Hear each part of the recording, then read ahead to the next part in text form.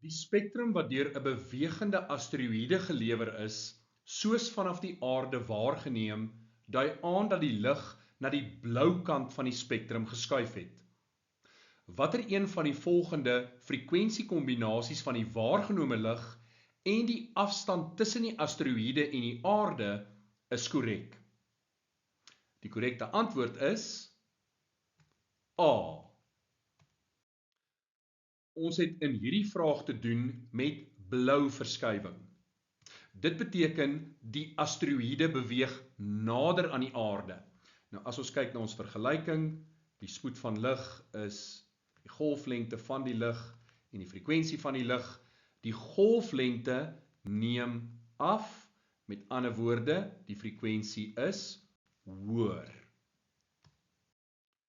Blou verskywing stem ooreen met opsie A. Die frekwensie van die waargenome lig neem toe, terwyl die afstand tussen die asteroïde en die aarde gaan afneem. Die asteroïde beweeg nader aan die aarde.